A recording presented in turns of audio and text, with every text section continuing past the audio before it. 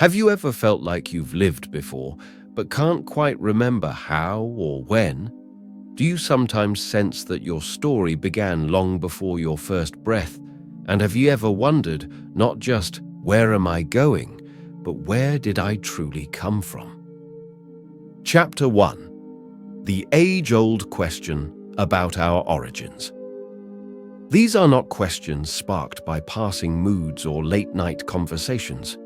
They are echoes, ancient and enduring, that have stirred in the hearts of seekers for thousands of years. Have you ever stood beneath a vast, star-filled sky and felt a pull so deep, so mysterious, that it left you speechless? That silent awe, that sense of longing, often leads us inward. Where did I really come from? Not your birthplace, not even your parents. Deeper than that, before all of that. This isn't some modern, trendy curiosity. It's a timeless inquiry woven into the human spirit, a question as old as human thought itself. From childhood daydreams to mature moments of deep reflection, we carry this wondering like a thread running through our lives, showing up in philosophy, in spirituality, and in quiet moments of solitude. Why do we long to understand our beginning? Because it shapes how we see ourselves now. It gives our present meaning. It offers hints, perhaps, about our destination. This same quest for origin was central to the Buddha's own journey. After attaining enlightenment, he spoke these profound words. "Through countless births I wandered, seeking but not finding the builder of this house." The house he spoke of was not made of bricks or wood. It was the house of our very being, the cycle of birth and death we live within. And the builder, not a god, not a divine architect, but something closer, more intimate. In Buddhist understanding, that builder is craving and ignorance, our own attachments, our own illusions. These are the unseen forces that trap us in samsara, the endless cycle of becoming. This realization led the Buddha to a radically different path, one that didn't follow the old maps. Yes, many cultures offer their own answers. Some propose a divine creator.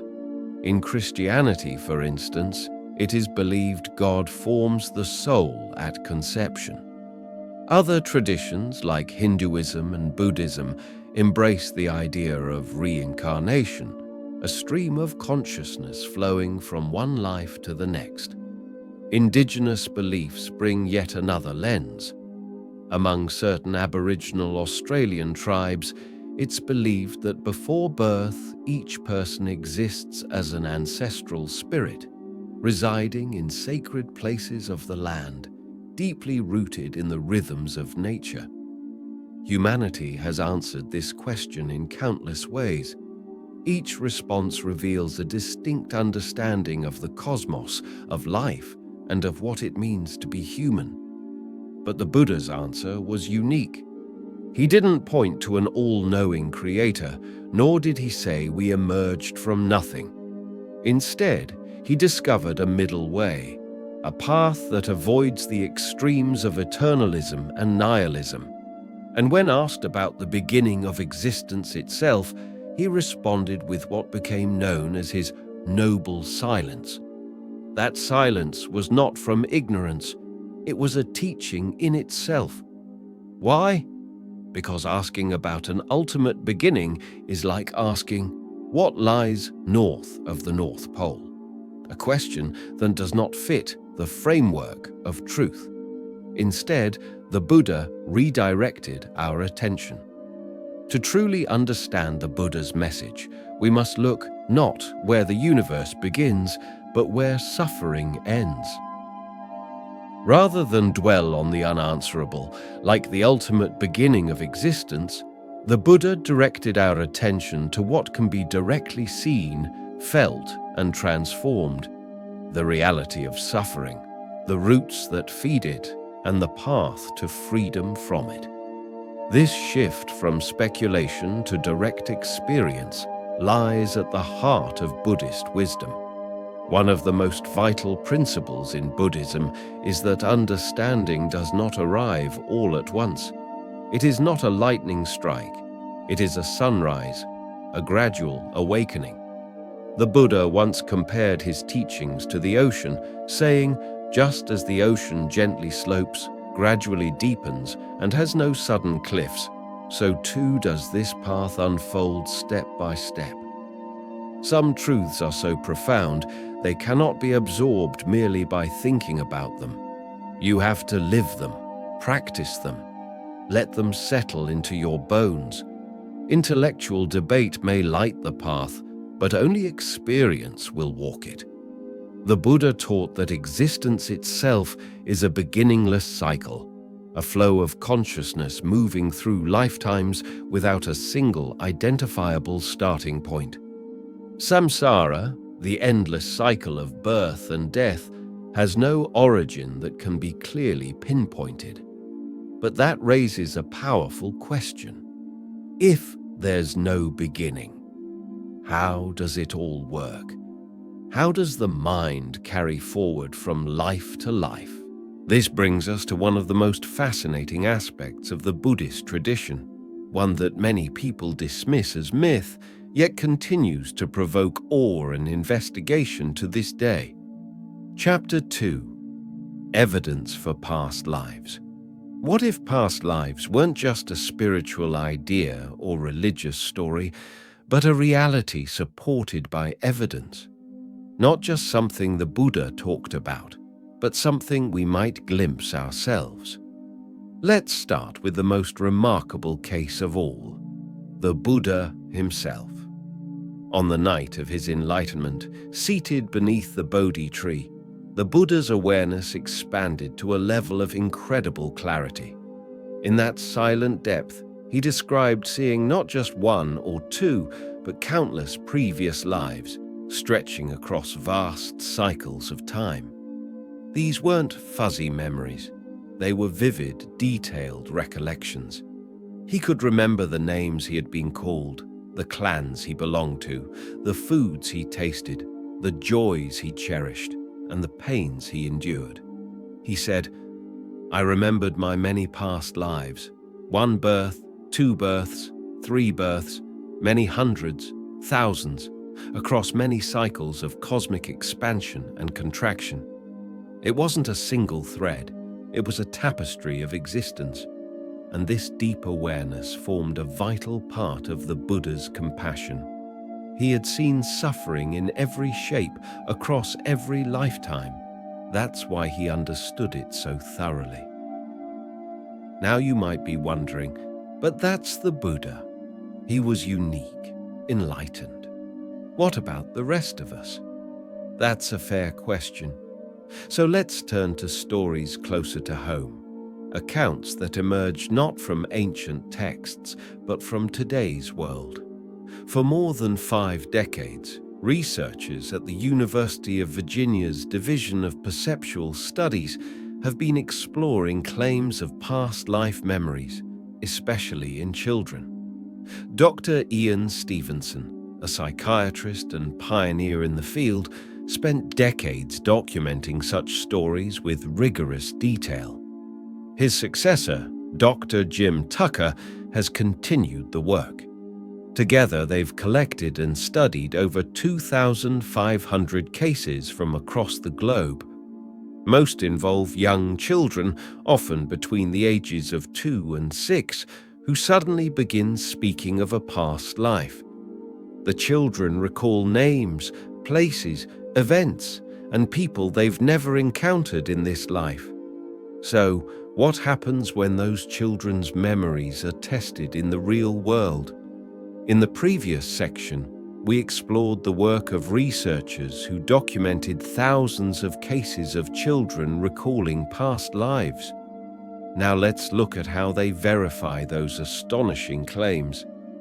When children share names, places, and events from what they describe as a previous life, researchers don't simply take their word for it. They go deeper. They travel to the places described by the child, interview locals, and search for people who knew the deceased person the child believes they once were.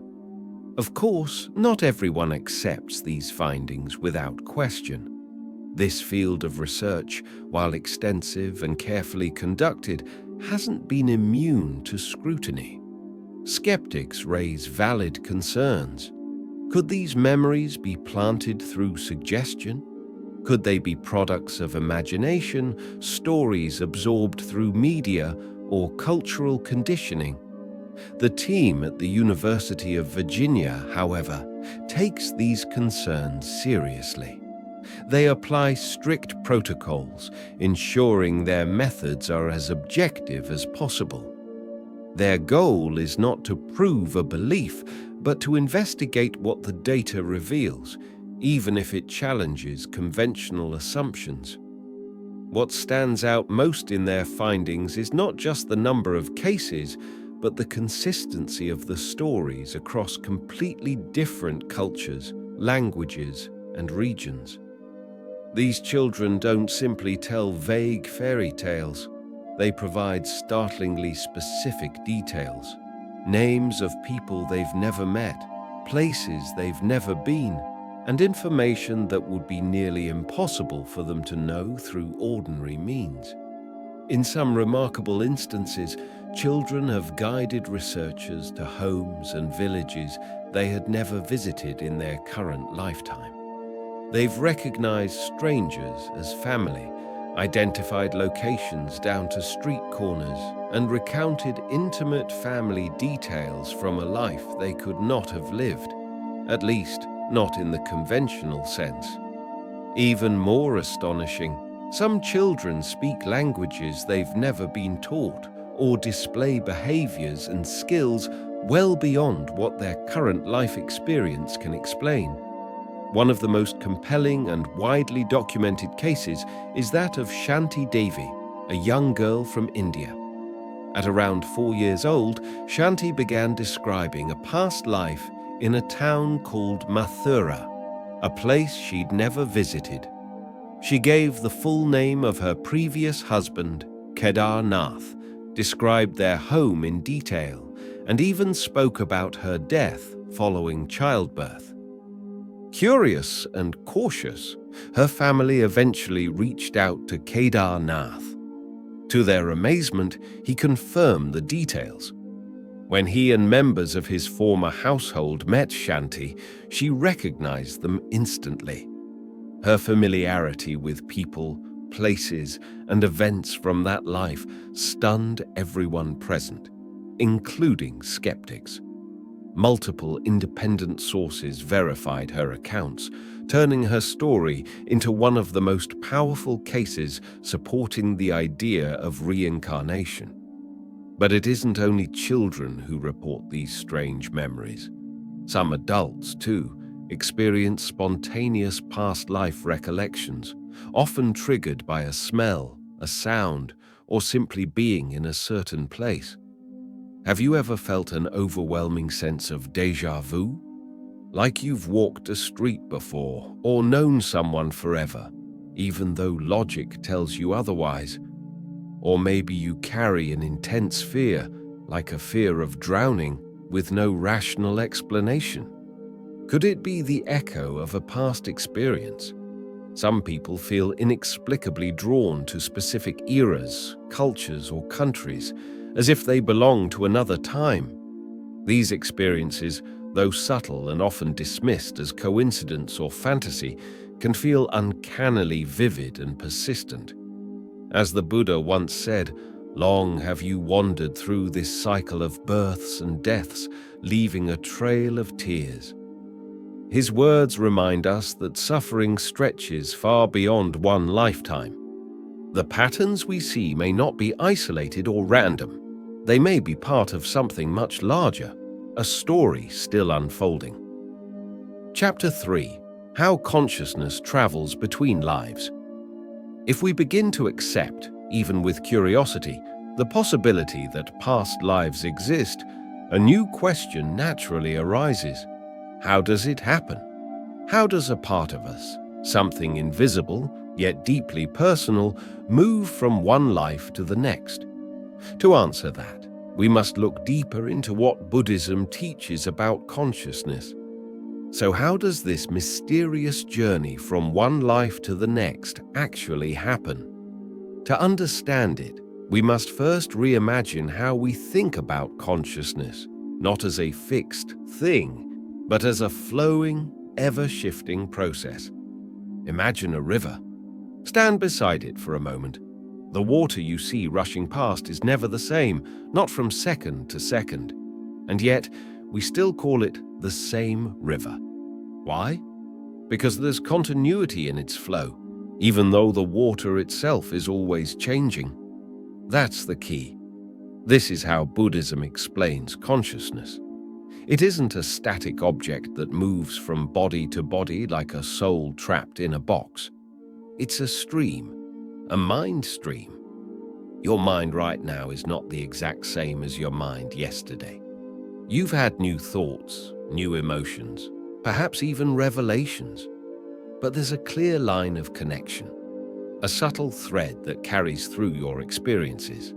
That thread is the mind stream. Buddhism teaches a paradox that's both profound and liberating. There is no eternal, unchanging self, and yet something continues. How can this be? To clarify, the Buddha used the analogy of fire. Fire, by itself, doesn't exist independently. A wood fire arises because of wood. A gas fire burns because of gas. The fire depends on the fuel. It doesn't exist on its own. If you change the fuel, you change the fire. And just as you can light a new flame from an old one without transferring the original fire itself, so too can consciousness arise in a new life, without a permanent self being carried over. What continues is not a soul, but a process shaped by past conditions. So what happens at death? According to Buddhist teachings, the body begins to break down.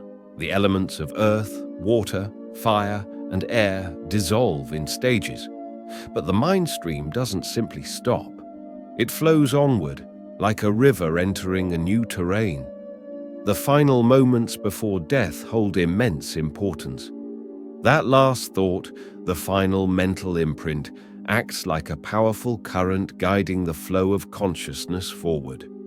Was the final thought peaceful? Was it clouded by fear, attachment, or resentment? This moment can shape what comes next. Tibetan Buddhism offers some of the most detailed and poetic teachings on this process. It likens the separation of consciousness from the body to a rider dismounting a weary horse. As death approaches, the elements of the body dissolve gradually. First, the earth element dissolves, causing a heavy, sinking sensation. Then, the water element, leading to feelings of dryness or thirst. Next, the fire element fades, resulting in loss of warmth and internal energy.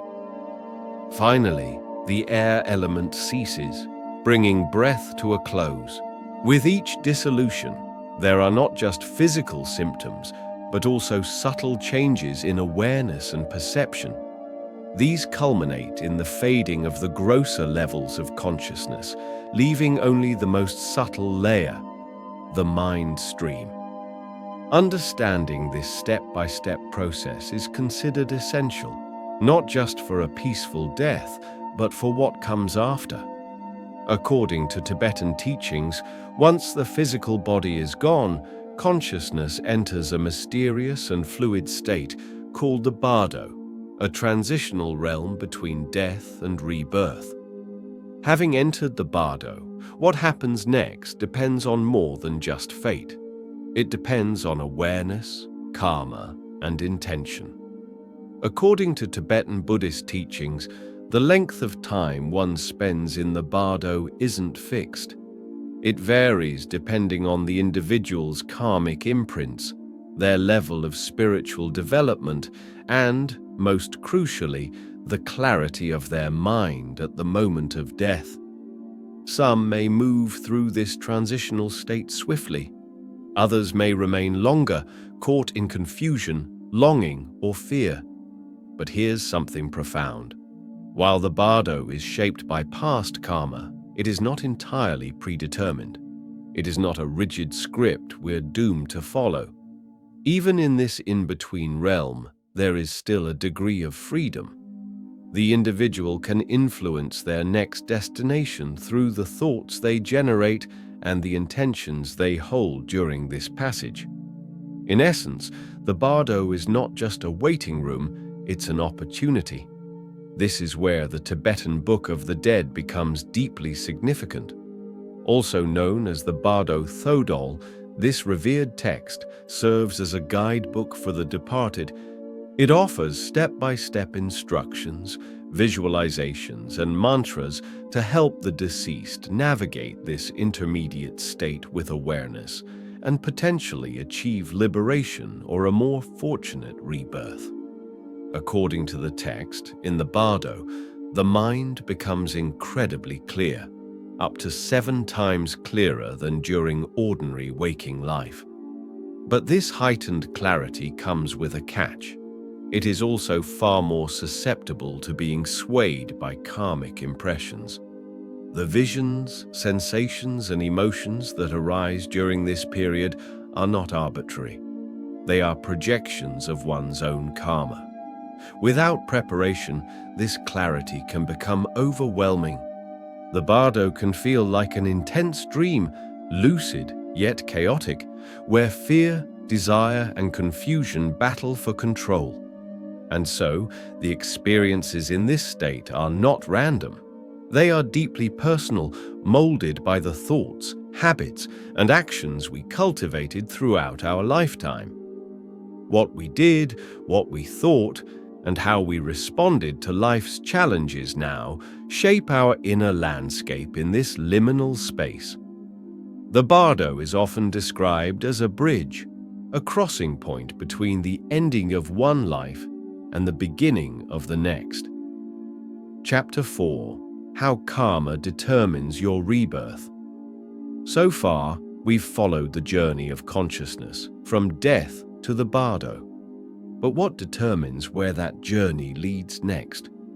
What directs this flow into the next life? The answer, according to Buddhist wisdom, is karma. But karma is often misunderstood. Many people think of it as fate, a cosmic system of rewards and punishments. That's not quite right. Karma, in its original meaning, simply means action, specifically intentional action. Every deliberate choice we make, every thought we cling to, creates a subtle imprint in our mind stream.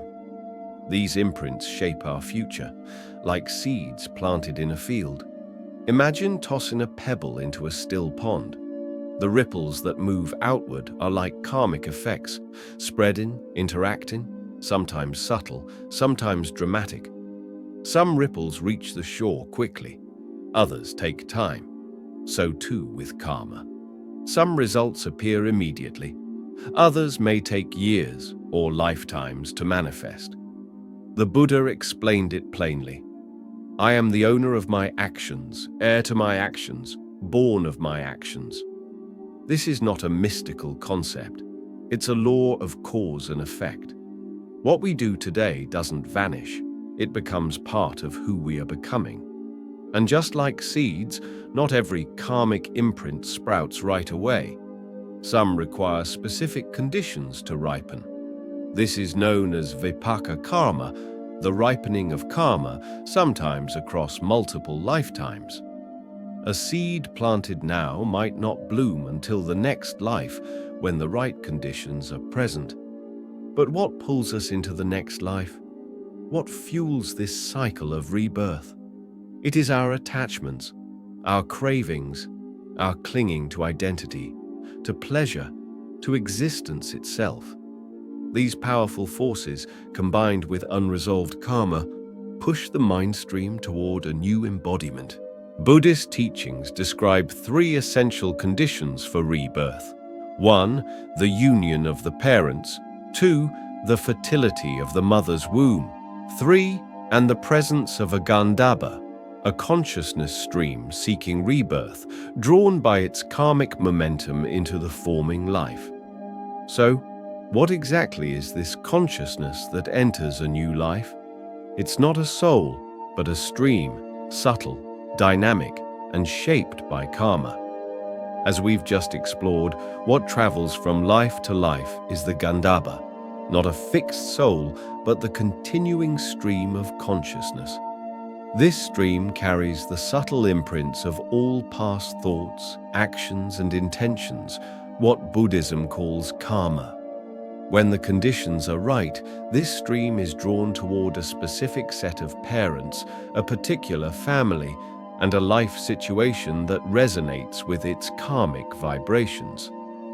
The Buddha explained this connection beautifully. Beings are reborn according to their actions, taking rebirth in families similar to their nature.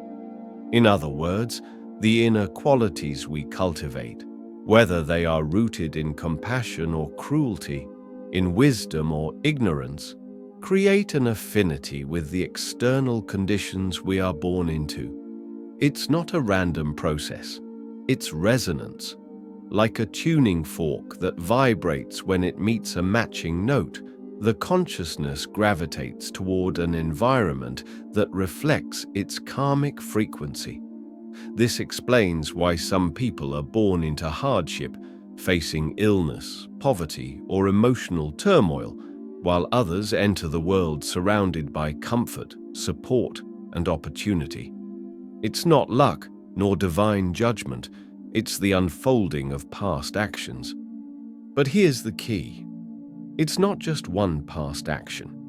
The circumstances of our birth are the result of an interwoven web of countless choices made across many lifetimes, both our own and those of others. The Kulakama Vibhanga Sutta, a discourse from the Buddha, directly addresses this. In it, the Buddha speaks to a young man who asks why people experience such different fates, some long-lived, some short-lived, some rich, some poor, some beautiful, some not. The Buddha patiently explains that our experiences stem from our actions. Harming others shortens one's life. Kindness and care extend it. Generosity leads to wealth. Stinginess invites poverty. Anger and hatred affect one's appearance, while patience and love nurture beauty. Through this lens, karma is not punishment. It's a principle of cause and effect, subtle but deeply logical. Yet, and this is crucial, karma is not destiny. It doesn't seal our fate. Even though our past actions shape the terrain we're born into, they don't chain us to it. Karma creates tendencies, not fixed scripts. Every moment we are alive, we hold the power to choose again, to respond differently, to act with greater awareness, to plant new karmic seeds that can transform our future. This is the empowering heart of Buddhist teaching. Through mindfulness, self-reflection, and conscious action, we can reshape the direction of our lives. We are not prisoners of our past. We are gardeners of our future. Education, culture, environment, all these play roles. But the most powerful influence is our present action. What we think, what we say, what we do. Right now, this is where change begins. Chapter 5. The No-Self Paradox. Let's now turn to one of the most profound and puzzling teachings in Buddhism, the idea of no-self, or anatta. Imagine this. You scoop a fistful of sand from the beach. It seems like one thing, solid, contained, even yours. But open your hand, and what happens? The sand slips away, grain by grain, flowing back into the earth. The fistful was never a fixed thing. It was a temporary gathering of particles, held together by your grasp. In the same way, Buddhism invites us to look at ourselves, not as fixed identities, but as momentary, ever-changing processes. In the last section, we explored how we're not a fixed self, but rather a flow of conditions and consciousness. But if that's true, what exactly is being reborn? This question strikes at the heart of one of Buddhism's most profound and challenging teachings, the idea of no self, or anatta. We often feel like we are a solid, singular me, someone with a consistent personality, a personal history, and a self-contained identity that stretches from birth until now. So how can Buddhism suggest there is no real self? The answer lies not in denying experience, but in examining what lies behind it. Buddhism doesn't claim your thoughts, emotions, or experiences aren't real. It simply points out that there is no unchanging, permanent entity at the center of all these experiences. There's no fixed soul behind the scenes pulling the strings. This, understandably, feels like a paradox, especially when we talk about rebirth. If there is no self, then what is it that moves from one life to another? To untangle this, Buddhism distinguishes between two levels of truth. Conventional truth, which is how we operate day to day, seeing ourselves as distinct individuals using names, roles, and identities. And ultimate truth, which reveals that everything we call me is actually a constantly shifting process. At the conventional level, we speak of a person going to school, falling in love, aging, and passing on. These identities are practical and necessary. But at the ultimate level, when we look more deeply, we see that this person is made up of ever-changing parts, none of which are fixed or independently existing. The Buddha illustrated this using the analogy of a chariot. A chariot is made up of wheels, an axle, a frame, a yoke. Take away the parts, and there is no chariot left to point to. The chariot doesn't exist as one thing, it exists only as the combination of parts assembled in a certain way.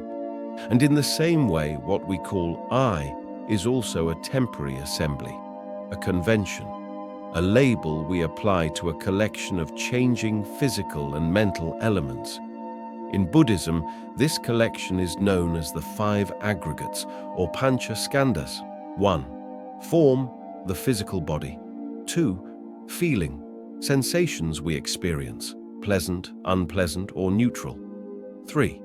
Perception, the way we interpret the world through our senses. 4. Mental formations, thoughts, intentions, and habits. 5. Consciousness, raw awareness itself. These aggregates are always in motion. There is no unchanging self hiding inside them. What we call me is simply the interplay of these five elements, flowing together like waves on the sea. But then, what is reborn? It's not a soul or a fixed entity. It's a pattern, a causal chain, a stream of energy and tendencies shaped by past actions. The Buddha used the image of a candle flame to explain this. Imagine lighting one candle from another. The second flame is not the same flame, but it's not entirely different either. There's a continuity of cause and effect. The first flame gives rise to the second. Likewise, the stream of consciousness from one life creates the conditions for consciousness to arise in the next. It's not a soul migrating. It's a continuation, guided by karma. Think about this. Are you the exact same person you were yesterday? Your body has changed, cells have died and been replaced. Your mind has shifted, new memories have formed, ideas evolved, and yet there's still a thread of connection between who you were and who you are. That's what rebirth really is. Continuity without identity. We've seen how the idea of no self challenges our assumptions, but it also opens the door to a freer, more compassionate way of living. To help us grasp this further, Let's consider an ancient Greek thought experiment called the Ship of Theseus. Imagine a ship whose wooden planks are replaced one by one over time. Once every single piece has been swapped out, is it still the same ship? From a Buddhist perspective, the answer would be yes and no. Conventionally, we still recognize it as the same ship. Its name, its purpose, and its story continue, but ultimately, it's a continuously changing process. Nothing in the ship is fixed or original. It is new, yet connected. It reflects what we are, not static identities, but fluid events shaped by causes and conditions. This beautifully mirrors the Buddhist view of the self. The teaching of anatta, or no self, doesn't mean we don't exist. Rather, it invites us to rethink how we exist.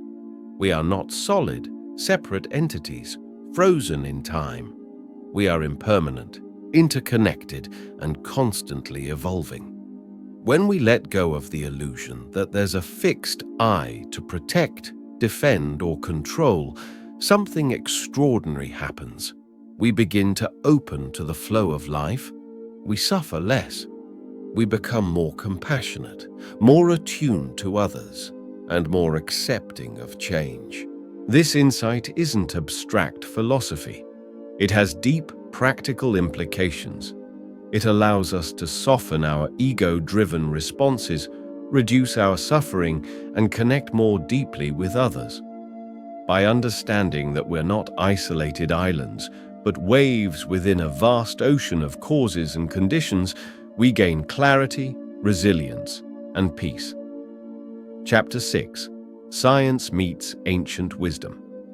For thousands of years, the teachings of Buddhism about the nature of mind, self, and consciousness lived mostly within temples, monasteries, and the hearts of meditators. But in recent decades, something remarkable has begun to unfold. Modern science, particularly in fields like neuroscience, is starting to explore many of the same questions. And in some areas, its findings are beginning to echo what Buddhist masters have long taught through direct experience. One of the most puzzling questions in neuroscience is known as the hard problem of consciousness. How do physical processes in the brain, the firing of neurons, the movement of chemicals, produce subjective experience? How do electrical signals turn into the feeling of sadness, the color red, or the warmth of love? Materialist science, which holds that matter is the primary reality, struggles with this question. It can map the brain, track brain waves, and identify activity patterns, but it still can't explain why we have an inner experience, why it feels like something to be alive. Buddhism, however, offers a different perspective. Instead of assuming that consciousness comes from the brain, it suggests something more radical. Consciousness may be more fundamental than matter. The brain does not produce consciousness like a factory makes a product. Instead, the brain operates within consciousness. At first, this may sound counterintuitive, but consider this. Everything you have ever known, sights, sounds, thoughts, even scientific theories, has appeared within your conscious awareness. You have never stepped outside consciousness to observe it from a distance. All knowledge, by definition, is filtered through the lens of experience. This realization draws attention to epistemology, the study of how we know what we know. It reminds us that understanding the mind isn't just about scanning the brain. It's about exploring the field in which all experiences arise. And what about memory? Neuroscience often treats memory like files stored on a hard drive. But there are strange and compelling cases that challenge this assumption. One such mystery is known as terminal lucidity. In this phenomenon, individuals with severe brain damage, such as those with late-stage Alzheimer's, suddenly regain clarity shortly before death. After years of confusion, they may speak clearly, recognize loved ones, and even reflect on their life with insight. How is this possible if their brain has deteriorated beyond normal function? Such cases raise an intriguing possibility that consciousness and memory might not be entirely dependent on the brain's structure. That perhaps the mind is not confined to the body as we assume, but temporarily connected to it. In the last section, we explored how science and ancient wisdom are beginning to align, especially in the realms of consciousness and memory. Now, let's dive even deeper into the mysteries that challenge our current understanding of the mind. One particularly fascinating area of inquiry involves heart transplant recipients. Surprisingly, there have been multiple reports of people who, after receiving a donor heart, began to exhibit unexpected changes, new cravings, behaviors, and even personality traits that appeared to mirror those of the donor. Take the case of Claire Sylvia, for example. After receiving a heart and lung transplant, she noticed something strange. She began craving green peppers, beer, and chicken nuggets, foods she had never liked before. Later, she discovered that her donor, an 18-year-old boy, had been especially fond of those very things. Now, while stories like Claire's remain anecdotal and warrant deeper investigation, they raise compelling questions. Could memory or aspects of identity reside in the body, not just the brain? Is the heart more than a pump? Could it hold emotional or energetic imprints? These cases have inspired some scientists and philosophers to explore the concept of non-local consciousness, the idea that awareness may not be confined to the brain alone. Rather, it may be part of a broader, interconnected field that transcends the boundaries of the physical body. This theory gains more traction when we look at near-death experiences, NDEs. Across cultures and ages, people who were clinically dead but later revived have described eerily similar phenomena. Rising out of the body, traveling through a tunnel of light, encountering luminous beings or deceased relatives, and experiencing a sense of peace, unity, and unconditional love. What's especially intriguing is the consistency of these reports, even among individuals who had never heard of NDEs before.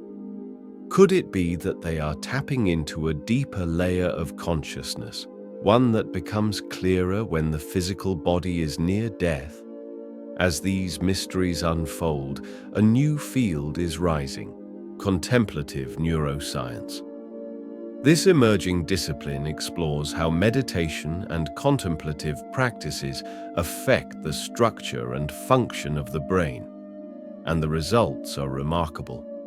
Studies now show that regular meditation increases gray matter in regions linked to attention, compassion, and emotional regulation. Long-term meditators have demonstrated enhanced activity in areas of the brain associated with empathy and self-awareness. This aligns beautifully with what the Buddha taught over 2,500 years ago: the development of what he called the divine eye. This wasn't about supernatural vision. It referred to a deepened perception, an inner clarity cultivated through stillness, mindfulness, and wisdom. Renowned Buddhist practitioners like Matthieu Ricard and Yongey Mingyur Rinpoche have even participated in brain imaging studies, offering their minds as living laboratories for science. Their brain scans reveal patterns rarely seen in ordinary individuals, evidence of profound inner transformation through disciplined practice. Through refined awareness, these meditators report insights that resonate with Buddhist teachings, seeing the rise and fall of thoughts, the impermanence of emotions, and the subtle web of interconnected causes that shape our experience, what Buddhism calls karma. What's truly exciting is that ancient wisdom, rooted in introspection and lived practice, is now echoing through the halls of modern laboratories. But this isn't about trying to prove Buddhism right. It's something far more meaningful, a meeting of two profound ways of knowing, science and spirituality, both seeking to answer the same timeless questions about life, mind, and meaning. Chapter 7. Living with the Knowledge of Past Lives. Now, pause for a moment and imagine this. What if you didn't just believe in past lives? What if you knew, deep down, that this life is just one chapter in a much greater story? If we truly understand that this life is one chapter in a much longer journey, then how we act, right here, right now, takes on profound meaning. Life's hardships and joys are not random. They are not accidents of fate. When we approach them with awareness, compassion, and wisdom, even painful experiences can be transformed. They become opportunities, tools for growth, for insight, for healing. The good things we encounter in life, the love we receive, the peace we find, the kindness that comes our way, these too are not simply good luck. They are the ripened fruit of past positive actions planted long ago. And when we see life through this lens, something shifts inside us. We begin to recognize others, not as strangers, but as fellow travelers on this ancient and ongoing journey through birth, death, and rebirth. The Buddha taught that in the vast tapestry of existence, we've all been connected before. Mothers, fathers, siblings, friends, and yes, even enemies. This realization can soften the walls of prejudice. It can melt the seeds of hatred. It can open our hearts to a deeper, wiser sense of compassion, rooted in the knowledge that we've all suffered, all loved, all wandered. As the Buddha said, understanding rebirth, the wise person does good deeds that will be a support in the future. Not for the sake of earning praise or heavenly reward, but because we recognize that our actions ripple forward, not just into this life, but into those that follow. Qualities like generosity, patience, mindfulness, and wisdom. These are not merely virtues, they are seeds. When we plant them intentionally, they shape the conditions of our future lives and the lives of others. So, how can we practically engage with this understanding? Meditation is one powerful doorway. Certain meditation techniques, such as Vipassana or even past life regression, may help us touch the subtle patterns we've carried from lifetime to lifetime. But it's essential to approach these methods carefully and under the guidance of a qualified teacher, as not all Buddhist traditions emphasize these practices. Another simple but profound practice is to observe your recurring life patterns. What themes seem to repeat in your life? Are there emotional challenges that keep resurfacing? Strengths that come naturally, as if already practiced before? Pay close attention to your instincts. Do you feel drawn to a certain country, language, or historical period for no obvious reason? Do you have fears or aversions that seem to come from nowhere, perhaps a fear of drowning, fire, or enclosed spaces? These subtle attractions and resistances might be karmic echoes, clues pointing to past experiences still playing out in the present.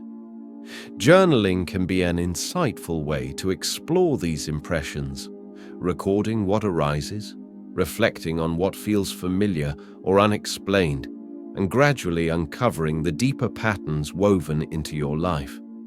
The Buddha also recommended 5 daily reflections to keep us grounded and mindful of what truly matters. 1. I am of the nature to grow old. I cannot avoid aging. 2. I am of the nature to become ill.